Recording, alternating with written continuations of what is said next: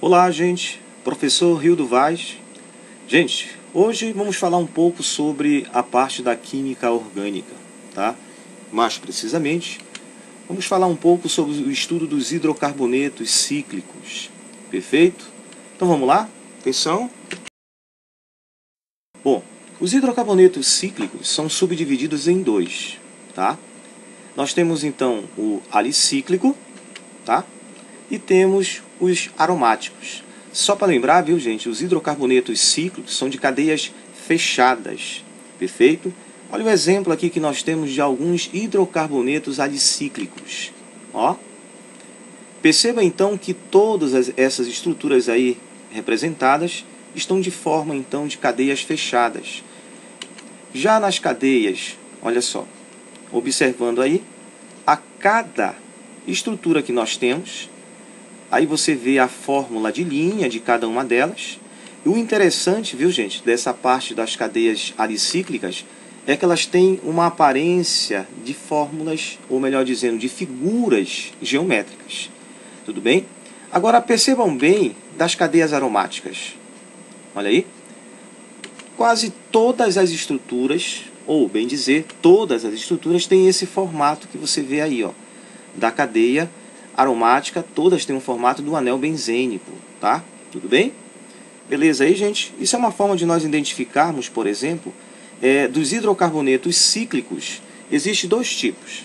Aqueles que têm a forma da cadeia aromática e aqueles que não possuem a forma da cadeia aromática, e sim têm a forma de figuras geométricas, como você vê nas cadeias alicíclicas, conhecidas então como os hexágonos, pentágonos, triângulo e o quadrado.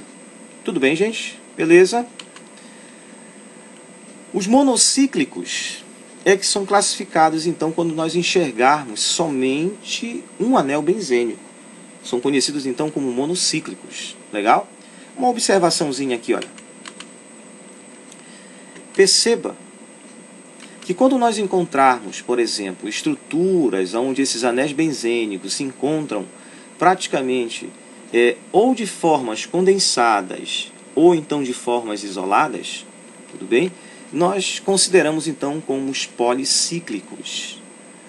Beleza, gente? Então, poli lembra de quê?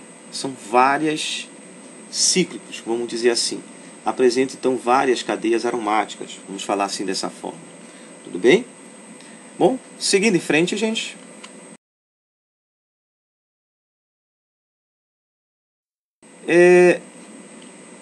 Os policíclicos, vamos dizer assim, as cadeias fechadas, elas apresentam-se então, elas são encontradas, essas estruturas, em alimentos, tá?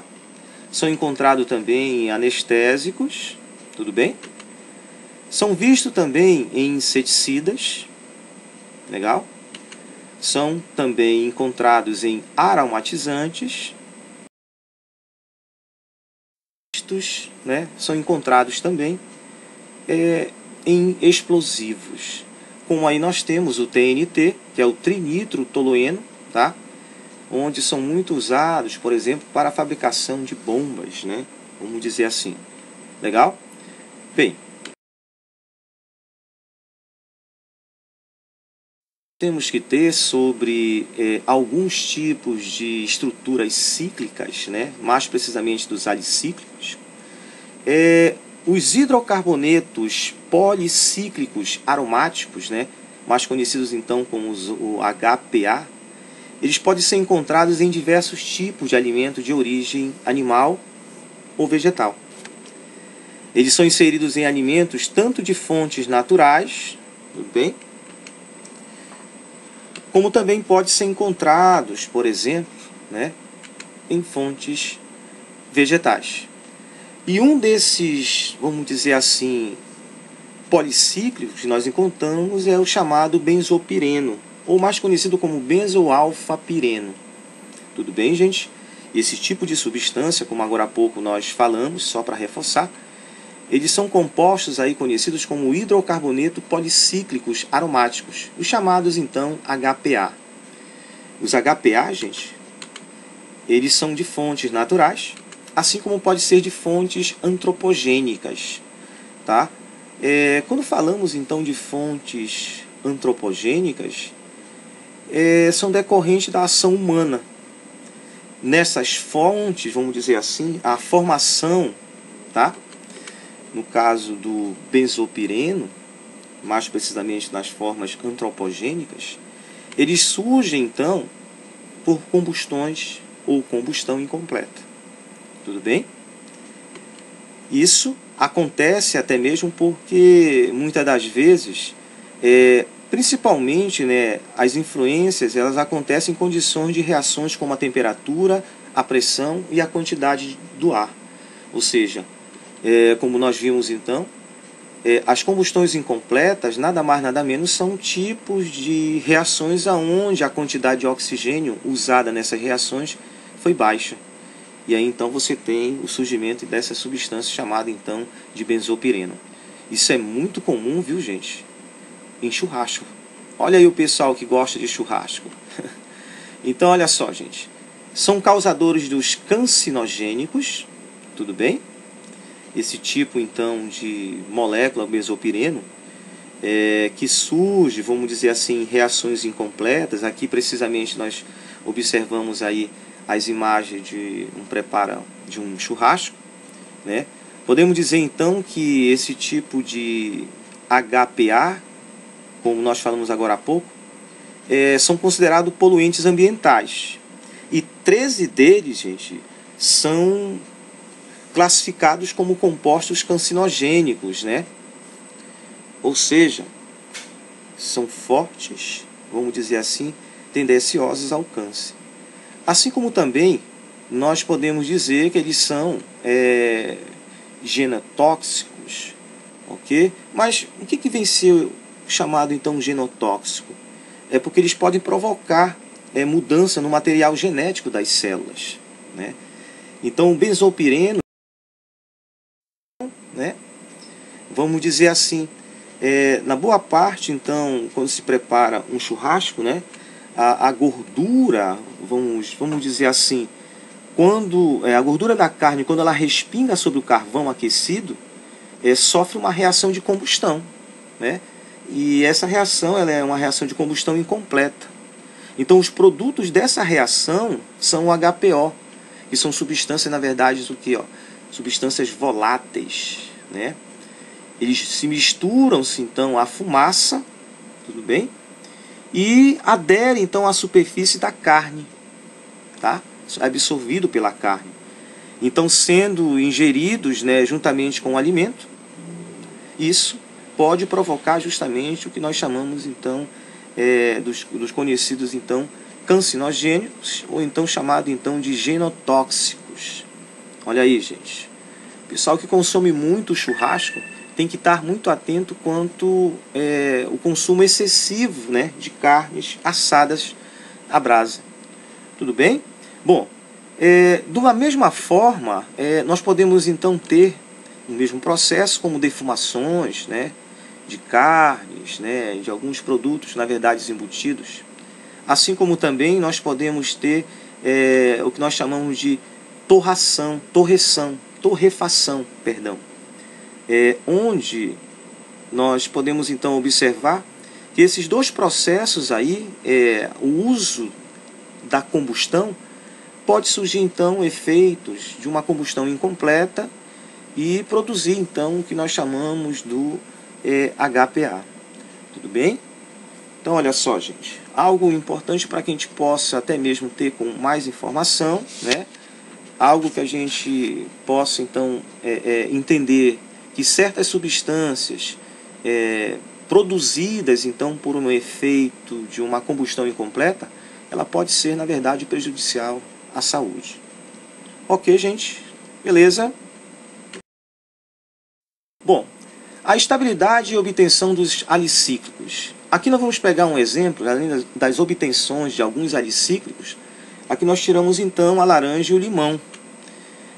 Existe um composto que é conhecido então como o chamado limoneno. O limoneno, gente, é uma estrutura, vamos dizer assim, onde apresenta, vamos observar melhor nessa fórmula estrutural, onde apresenta uma cadeia fechada, tudo bem? Com existência de ramificações. Legal? É importante se dizer, então, que nesse composto, as próprias ligações com os carbonos que aí fazem, estabelece aí, ó, na cadeia principal, no qual eu circulei aí, estabelece então uma ação de uma molécula mais estável. Bom, mas por que mais estável, né? Por que nós dizemos então que esses compostos aí são conhecidos então de forma bem geral, né, hidrocarbonetos mais estáveis? Bom, vamos fazer aqui só uma observação, ampliando um pouco mais a cadeia principal, tá? E analisar que para cada encontro que temos aí de carbono existe um ângulo. E esse ângulo é que faz com que essas moléculas fiquem mais estáveis, né? Então nós podemos dizer assim, de modo assim bem geral, podemos dizer que os hidrocarbonetos alicíclicos com cadeia formada com 5 ou 6 átomos de carbono, como é observado aí na cadeia principal do limoneno, são mais estáveis que os formados de 3 a 4 átomos de carbono. Portanto, né, nós dizemos que esses compostos aí, eles são estruturas mais estáveis. Assim como também nós podemos dizer que tem uma maior tensão do anel. Tá? Então aí nós vamos observar, por exemplo, que essas estruturas apresentam uma certa tensão, né, que o caracteriza, vamos dizer assim, como uma molécula bem estável. Beleza, gente? Tranquilo? Propriedade física e química e reação. Vamos lá? Bom, as propriedades físicas e químicas possuem as mesmas propriedades das cadeias abertas. Como assim? São de caráteres apolares. Só para lembrar, o caráter apolar quer dizer moléculas que praticamente encontram certas dificuldades para poder se dissolver em água, vamos dizer assim. Podemos dizer que seu ponto de ebulição é de acordo com o número de carbonos, ou seja, ele aumenta com o aumento do número de carbonos. Quanto maior a quantidade de carbonos, maior será então o ponto de ebulição. Tudo bem? Em formas de reação, existe a chamada reação de adição, cujo nós já até estudamos, viu, gente? Na parte de reação de adições. A reação, um exemplo que eu coloco aqui seria a inserção então do hidróxido, ou melhor dizendo, do ácido bromídrico, né, na cadeia, tudo bem? Aonde o produto final aí, olha, será único. Então aí você vê o ataque do hidrogênio e o ataque do bromo para se produzir então uma única só reação, uma única só substância, vamos dizer assim. Legal? Bom, além da reação de adição, nós temos a reação de substituição, também já vista em aulas anteriores, viu, gente? Reação de substituição, onde há uma troca de um dos elementos. Aqui no caso eu retirei o cloro e acrescentei quem? O Na. O produto final então seria a produção de quem? Olha, na primeira reação, cloreto de sódio, tá? E o sódio agindo sobre a molécula então alicíclica. Tudo bem? Vamos lá, gente. Dando aí a continuidade de propriedades físicas e químicas e reação, tá? Dos compostos alicíclicos. Bom, possuem as mesmas propriedades de cadeias abertas, tá? Ou seja, as propriedades que apresentam das cadeias alicíclicas são as mesmas das cadeias acíclicas ou alifáticas, como são conhecidas, né? E mais fácil então seria de cadeias abertas, tá? Então essas propriedades, como por exemplo, da identificação de serem apolares, né? O que quer dizer isso? Moléculas apolares é porque elas têm uma certa dificuldade para se dissolver em água. Então a dissolução dessas moléculas alicíclicas, elas necessitam de um solvente que tem as mesmas afinidades, as mesmas características, né? Então dizemos que as moléculas alicíclicas são apolares. Uma outra propriedade física aí seria o ponto de ebulição dessas moléculas. Quanto maior for o número de carbonos, né, maior então é o ponto de ebulição delas. Então a gente percebe que a massa molecular, uma vez aumentada, né, a partir da quantidade de carbonos, você verá então aí o ponto de ebulição com aumento também. Tudo bem? Bom, falar de reações, a reação de adição, nada mais nada menos é quando você tem uma cadeia alicíclica e ela é atacada por substratos. E aí o resultado sempre de uma reação de adição, o produto ele é único, só vai ser formado um único só produto. Tudo bem? Aí você tem uma representação, tá? Só lembrando, viu, gente? A reação de adição já foi falado em outras aulas, tá? Aí seria até interessante se, caso vocês pudessem assistir novamente o outro vídeo, né, uma aula vídeo, para poder então até mesmo entender um pouco mais sobre as reações de adição. Tudo bem? Mas aqui nós temos um ataque de um ácido bromídrico, né, que é o HBr, onde o hidrogênio é o primeiro a atacar, né, quando houve a quebra daquela dupla, né? E aí então você tem o segundo ataque, que é do bromo. Então o produto final ele vai ser único, uma só substância. Ok? A reação de substituição, que é o que você vê aí, o nome até ajuda. É você pegar um elemento que faz parte da cadeia alicíclica e substituir pelo substrato que nós temos aí. Então aí nós vamos observar que o sódio ele entra no lugar do cloro, e o cloro ele reage com outro sódio, né, formando o sal de cozinha, cloreto de sódio. Tudo bem?